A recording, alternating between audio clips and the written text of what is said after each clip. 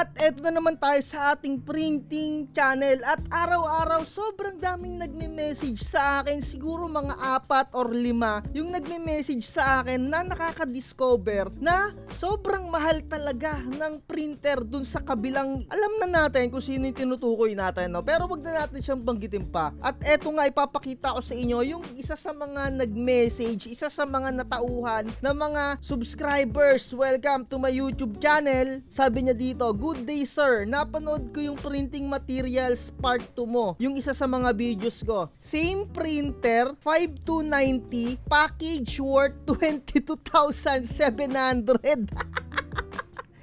So isipin nyo, no, yung presyo na 22,700, sobrang dami nang mabibili nun. So sabi niya pa dito, late ko nang nalaman na mataas yung price niya and late ko na nakita yung YouTube channel mo. So ayan, at least nakita mo yung YouTube channel ko at sinasabi ko nga sa inyo, lahat ng mga nauuto ng kahit sino mang Poncio Pilato, welcome kayo dito sa channel ko. At alam ko na ako lang yung channel na nagbukas sa mga isipan nyo, nagbukas sa mga nakapikit nyo na mata sa mga presyo na bilihin. 100% wala ni isang vlog, kahit sinong Poncio Pilato, walang nagsabi na napakamahal dun sa isang tao na yun. So ayun, sabi niya, satisfied naman daw siya sa nabili niya. Syempre satisfied ka talaga dyan kasi hindi naman siya yung may-ari ng produkto na yan. Ni-resell lang yan at pinatungan ng sobrang laking presyo. Pero ayun, nandun na nga tayo, sabi niya, satisfied siya pero kaso nga nabudol nga daw siya. Charge to experience talaga. So wala na iba pang magagawa dyan. May message pa siya sa akin, sabi niya, "Sorry sir, at late ko na nakita yung channel mo." At ayun nga,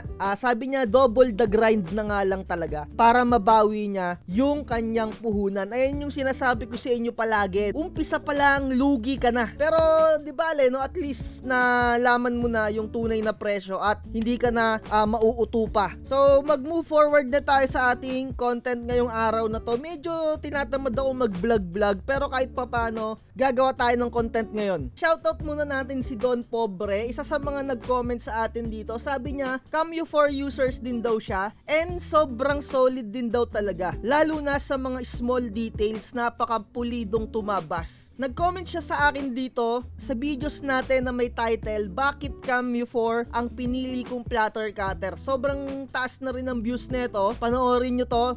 Napakalaking tulong na itong video na to para makapili kayo ng platter cutter na gagamitin ninyo. At as in, legit experience ko talaga yung inilagay ko dito. So ang napili kong content ngayong araw na to, sabi dito ni Louis C to C at sabi dito ni Anime TV sa baba, isa sa mga nag-comment. Bali dalawa sila na nag-comment dito. Sabi niya, "Lodi, wala ka bang na-experience na kapag 2 passes hindi na-align yung cut ni Cameo 4? Sana mapansin sa mga hindi nakakaalam kung ano yung passes. Ayan yung settings sa Silhouette Studio natin kung ilang beses dadaanan nung blade yung inyong stickers. Ipapakita ko sa inyo sa user interface ng Silhouette Studio."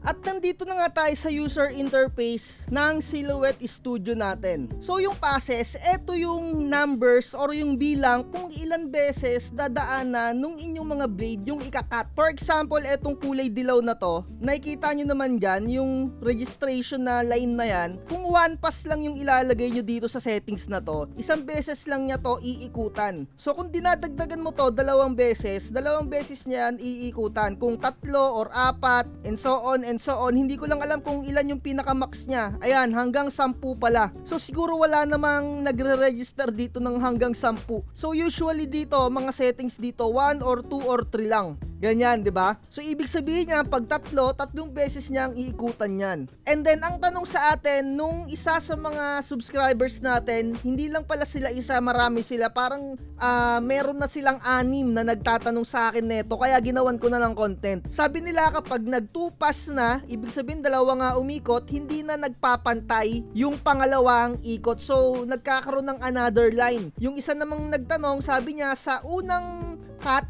etong mga first part, pantay. For example, circle or kahit anumang shape, pantay. Pagkadating sa medyo gitna daw, hindi pumapantay. So ang pinaka nagiging problema dyan, napakadali lang. Ang gawin nyo, lagyan nyo ng tape yung inyong mga cutting mat. Ibig ko sabihin, lahat ng edge niya, yung dito, yung ditong part, yung ditong part, yung ditong part, lagyan nyo at saka dito. At kung mas maganda nga, lagyan nyo pa rin dito at dito. Ayan yung mga point na lalagyan nyo ng tape. So lagi ako naglalagay ng tape, lalong-lalo na kapag lumang-luma na yung aking cutting mat. Paano mo masasabi kung lumang-luma na yung inyong cutting mat? Syempre medyo buwan na. 3 months, 4 months, yung cutting mat ninyo, disposable din yan. Nasisira at nasisira yan kasi nagkakaroon siya ng mga bakat ng blade. Ibig ko sabihin, yung dito niyang part, ipapakita ko ha. Ayan, di ba? Ito yung cutting mat natin. Yung may mga linya-linya na yan.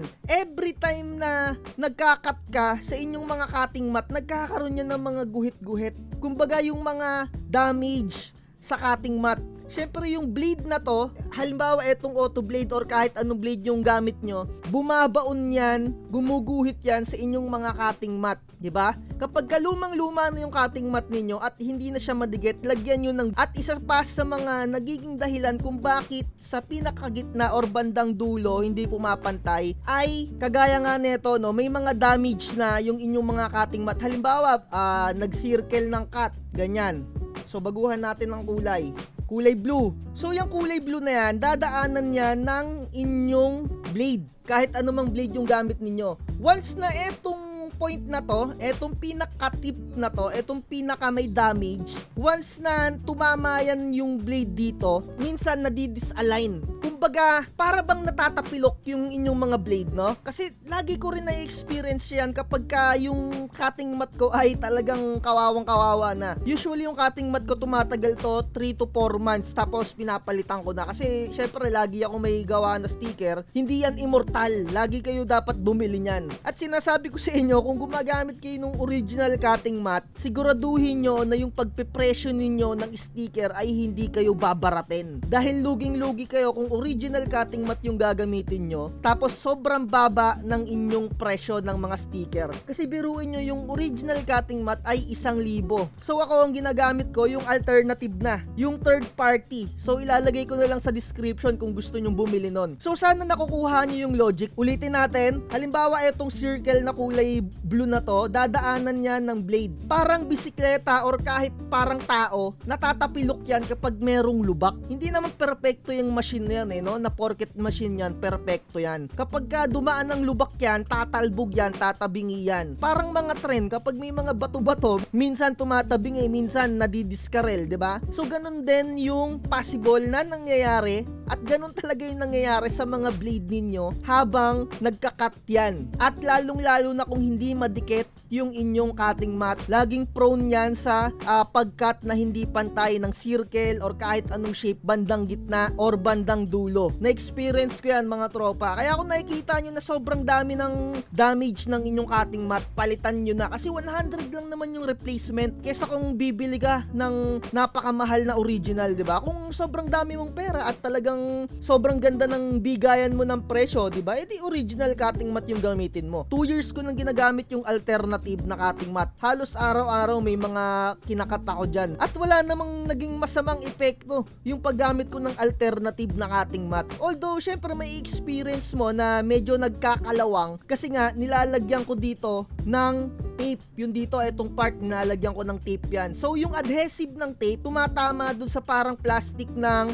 aking Cameo 4. Ang ginagawa ko, syempre nililinisan ko na lang yung roller, yung dito, etong part na to kasi may mga adhesive na dumidikit dyan, gawa ng pagdikit-dikit ko ng tape. At gawin nyo tong sinasabi ko, no, lagi kayong maglagay ng tape eto sa mga point na yan, tsaka dito sa gilid. At magpalit na kayo ng cutting mat kung talagang sira-sira na. Sobrang dami ring mga factor eh. Isa sa mga to, ang possible na factor para hindi na tumabingi or talagang sumakto na yung pagkat ninyo. At eto pa, yung pinaka-importante, aralin ninyo yung machine ninyo kung paano talaga siya nagwo-work. Ang ibig ko sabihin, no, ako, no, mga tropa, ini-scan pa lang yung registration mark ng aking mga sticker, alam ko na kung sasablay or hindi sasablay. So mapapansin nyo kapag ka nag-i-scan, halimbawa ito no, yung mouse pointer ko, halimbawa ito yung scanner or yung nag-i-scan ng sticker. So mag-sample tayo, mag-open lang tayo dito. Halimbawa ito yung isasalang natin na sticker. At halimbawa nga yung mouse pointer ko, ito yung nag-i-scan ng mga cutting mat. Syempre dadaan yan, 'di ba? Gaganyan. Ganyan, di ba? Yung tunog na yun, no? Parang pa-cross, no? Pa-cross dito, pa-cross dito. Kapag napansin nyo na dito nag-i-scan, ibig sabihin nun, tamang-tama yung scan nun. Pero kung nakikita nyo na dito nag-scan sa walang registration mark, sablay na kagad yun. At syempre, pagka-scan dito, pupunta na siya sa baba na part. Kapag napansin nyo na dito banda nag-scan at hindi na-scan masyado tong registration mark, expect nyo na magmamali yun. Kaya, i-shutdown or i-stop na ninyo yung inyong cameo. At meron namang senaryo din, tama yung scan dito, tama yung scan dito, pero pagkadating dito sa part na to, makikita nyo, hindi siya dito nag-i-scan, medyo dito siya banda nag-i-scan sa part na to, hindi niya mismo nare-read to, pero nagtutuloy. Pagka ganon, i-cancel nyo na or patayin nyo yung cameo ninyo, at every time na naglolo ko yung platter cutter ninyo na cameo, kasi hindi naman perfecto yan eh, every time, as in every time, patayin ninyo, pahinga nyo ng mga 10 seconds, tapos pati yung computer ninyo, pati yung laptop ninyo, mag-restart kayo. Lagi nyo yan gagawin kapag ka na-encounter ninyo na sumasablay. Kasi kung hindi nyo i-restart yung PC ninyo, mauulit at mauulit talaga. At napaka-importante nga na aralin nyo yung machine ninyo kung paano nag-works, paano yung 100% na tamang pag-scan ng mga registration mark. Kasi kapag nakita mo yung tamang pag-scan ng registration mark, salang mo na lang yon, tapos pindutin mo na lang, tuloy-tuloy ka na sa iyong pag-cut. At eto pa, sobrang dami kasi talagang senaryo eh, lalong-lalo na kung hindi nyo pa na-experience. Kaya sinishare ko sa inyo lahat ng possible way. Etong auto blade, kapag sobrang dami niya ng dumi sa loob, so kung mapapansin nyo no, medyo lobat kasi yung GoPro ko dito, etong auto blade ko, tinanggal ko na yung parang pinakaharang niya dito, at etong auto blade ko na to, hindi ko na to ginagamit. Nagkakaroon to yung loob niya ng mga dumi or yung mga pinagtabasa na binil, kaya binuksan ko to para dati, nung ginagamit ko pa to, sinusundot ko na lang yung mga binil na pumapasok, ganyan. Kaya rin hindi pumapantay sa mga ibang part, lalong-lalo na sa bilog kasi madumi na. So ako sa CB09, ganun pa rin, na-experience ko pa rin yung hindi pantay na pagkat kapag ka medyo may dumi yung loob ng aking blade. Sobrang dami kasi talagang factor kung bakit talaga sumasablay. Hindi lang isa. Siguro mga 10. Sana kayo na lang yung magbilang no kung ilan na yung nababanggit ko. At i-share nyo rin kung ano pa yung mga na-experience nyo. At eto pa no, kaya sumasablay din minsan or madalas dahil sa inyong mga ginagamit na vinyl sticker kasi hindi pantay. Kung makikita nyo no, imagine ninyo eto nga yung cutting mat natin. Yung ilalapat mo, kailangan pantay na pantay siya, ayan no, at dito pantay na pantay. So kung hindi pantay na pantay yung inyong vinyl sticker sa paglapat sa inyong cutting mat, ay talagang sasablay na yung inyong bilog. Isa rin niya sa mga factor kung bakit sumasablay. At isa pa, yung Epson printer natin. Usually Epson printer naman yung ginagamit natin sa paggawa ng vinyl sticker. Kasi yung pagsalang natin sa ating printer ay talagang yung printer talaga yung salarin eh. Minsan kasi sablay din yung pag-print ni Epson. Kaya yung mga iba gumagamit ng Canon kasi talagang eksaktong-eksakto yung pag-print ni Canon sa mga sticker nila. Minsan kasi si Epson talaga hindi may iwasan na hindi nagpapantay yung print.